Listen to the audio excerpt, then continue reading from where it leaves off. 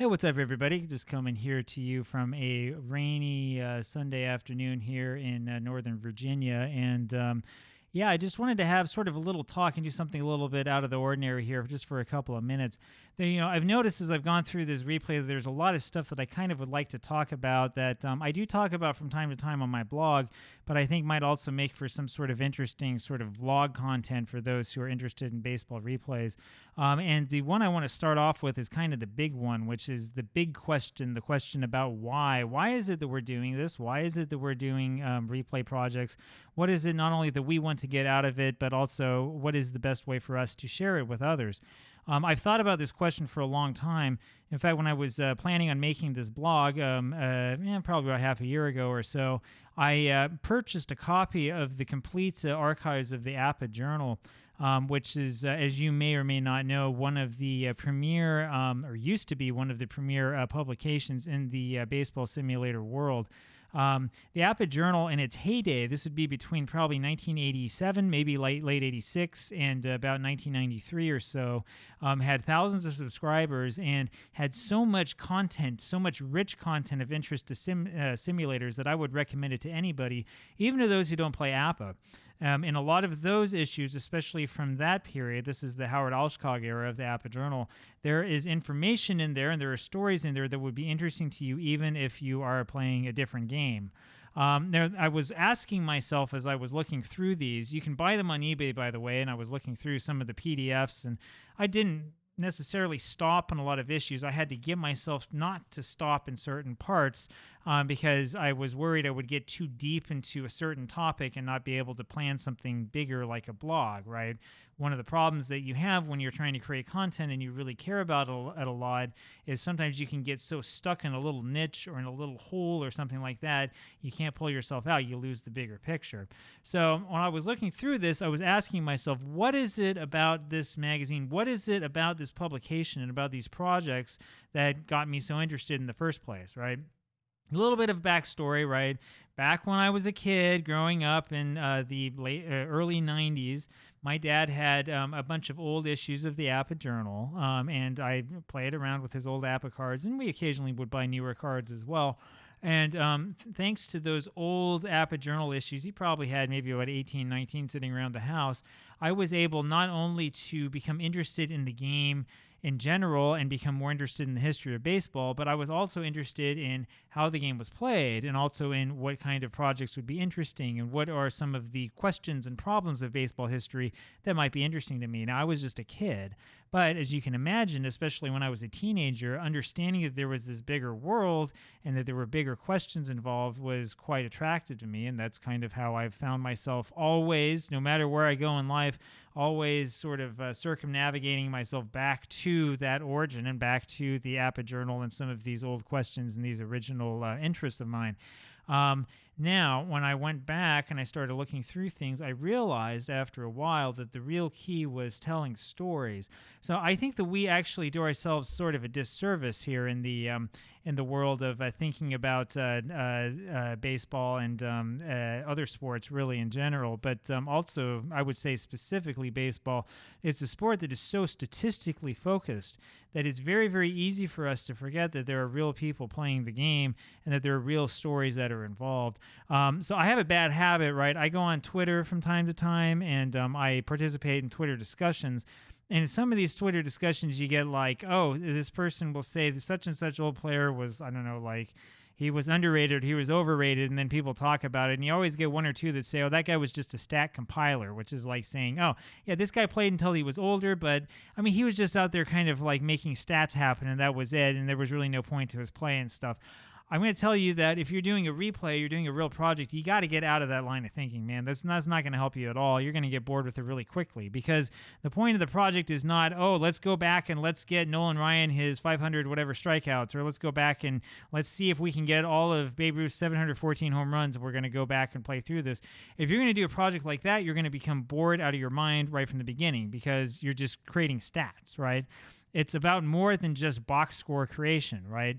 There's something that's more interesting about these games than just that. There's something that's deeper, and the deeper something is the story behind the game and the story behind your replay. Now, I would say that in the replay world, there are really three levels to the replay story, right? Level number one, I think, is the most obvious level, which is like the game you're playing, right? Every single game has a story within itself, right? And sometimes the games are really, really close and they're really exciting. You know, Ralph Kiner comes up in the, what was that game the other day, like the bottom of the 10th inning and hits a home run to win it for the Pirates, who are still undefeated, right? And it's just absolutely incredible. And you look at this and you think that would have been an amazing game to attend in person. And here you played it out using whatever simulation game it is that you played with. You actually experienced that. That is worth something, and the story that results from that is worth writing down. It's worth sharing with others. Share the whole story, not just a box score, because the box score is kind of black and white and doesn't do anything for us, right? So that's sort of number one, which is the general story of the replay. That can be the story of a game or a story of multiple games. So right now, the Pittsburgh Pirates in my 1949 replay are undefeated and remain undefeated and have won a couple of very close games. That's sort of a longer type story, but again, that's contained within the context of the game itself, of the sim itself. That's a story that we generate. Second type of story that we're talking about, I would say, is more the story of the players involved. Anybody can look into the history of baseball and know this team finished first place, this team finished second place, and sometimes there are stories behind the pennant race, but with many seasons, there's not really that much of a story, right? Because it was decided in like early September and there wasn't much of a race. But if you look closely enough, you'll find that there are stories that get kind of lost in the picture.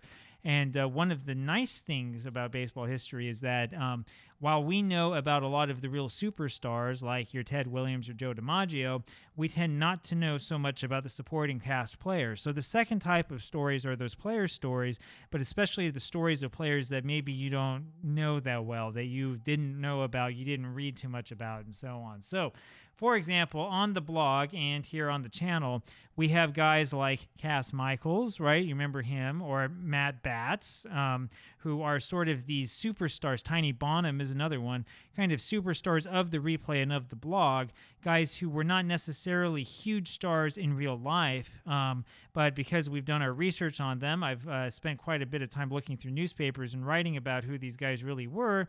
I feel, at least personally, sort of a connection to these players, and hopefully you do as well. So that's sort of the second level. We go beyond, oh, these are the results that we're generating in the replay, and we go into, let's get some more research done. Let's find out who this guy really was, and let's see if we can learn about players who were good or maybe even stars and what they were like, and learn the stories that nobody else knows. Now, the third level of the replay story is the one that most of us try to avoid, but it's still important. And that third level is where we're talking about us, the replayer, right? And I know that we don't want to do this because you're probably thinking the same thing I am, which is like, geez, if I talk about me and my experience with this, I'm going to look like, you know, the unemployed guy sitting in his mom's basement without a shirt on playing the game on the card table, right? I think we all worry about that happening. But the truth is that the actual process of playing through a replay itself is very interesting, and it should be shared. This is why I really, really recommend that anybody who shares their replay tell me at least, like, what's the rule behind your replay? Are you playing it with real-life lineups or not? If so, why? If not, why? What thought went into this, right? Similarly, like, is there any rule that you have about the teams that you control, right? Are you going to force yourself to try to use guys for the right number of plate appearances and innings pitched or batters faced or however you make that calculation? Or are you doing it kind of like how I do it, and you sort of let the chips fall where they may and figure that it'll all come out in the wash anyway, right? That's the sort of discussion that would be interesting to have. It would be very, very nice if we had more discussions like this. I've posted about him on the blog before. There is a replayer playing replay baseball who has played over 25,000 individual games of replay baseball over the last, I want to say 20 years or something like that. I mean, he has done many, many replays, but one of the difficulties that I have is that when I read his results, I read a lot of, here's what happened on this day in real life, and here's like a sentence or two about this game, which is good. But I don't know what this is like to be the replayer, right? How did it feel? Did you play a game that was like late at night and you were like, oh, I need to go to bed, but I've got to finish this game. This is really exciting. How did you feel about that? You know, does this interfere at all with your real life, or does it not? Is your wife like, okay, yeah, he goes off and does whatever he wants for like 4 hours a day, right? Do you feel like you're really going back in time when you play the replay, or does this feel like some chore that you have to do? Are there different things that you have to sort of account for that, and so on? That's the sort of thing that's really interesting. interesting. And you might be surprised that experience, the experience of the replayer going through the replay, is also something that people may be interested in, might want to read, might want to watch. I'll talk about this later on in the blog, probably in a couple months, given the way that posts are going right now. But there was a series in the APBA journal in 83 up through, I think, 86, where there was a specific replayer who would share little excerpts from his diary where he was talking about his replay of, I don't know, I think it was like the 1948 National League or something like that, some random league. And he was talking about how I guess he lived in upstate New York. He would occasionally like play hooky from work or get time off or whatever for being sick. And then he would drive up to Cooperstown to do research, or he would spend like a Saturday in the library and he would be looking at old microfilm of like local newspapers and try to figure out what was happening in real life and stuff like that. I mean, you might think that's the most boring thing in the world, but I'm going to tell you that I, at least, am very interested in this. Please tell me that story. I want to know this story, because that's the sort of thing that gets me interested and gets me thinking, hey, I want to do more replay work and I want to get deeper into this. So that's the sort of thing I wanted to tell you about. These stories, if you focus on the stories, I think you will find that your project is a lot more fun for you, and it's a lot more fun for those who read it, and it's a lot more fun for those who engage with it, right? There's nothing wrong with going on a message board and just posting a box score or two. But when I go onto a thread and I see like 500 box scores in a row, I'm not going to read any of them, right? I'm going to look for the standings, and I'm going to look to see if you have maybe the league leaders, and then I'll probably ask you a question or two about like what's going on in the replay, right? Box scores are interesting, but the story needs to be there as well. If we skip the story and only have the box score, maybe it's faster for the replayer. But guess what? In a week or in a month, you're not going to remember what really happened in that game, and you're definitely not going to remember the way you felt about it. So that's my advice for you if you're doing a replay. Slow down a little bit and let's focus on how we feel about it, and about on the box score, and or not on the box score, on the story, not so much on just the stats and the box score. And instead of sort of centering everything around statistics, let's center it all around the story and let the statistics be sort of like the, I don't know, the salt and pepper, and sort of garnish the story that we have. That's it for today. I'll talk to you tomorrow. Take care. Bye.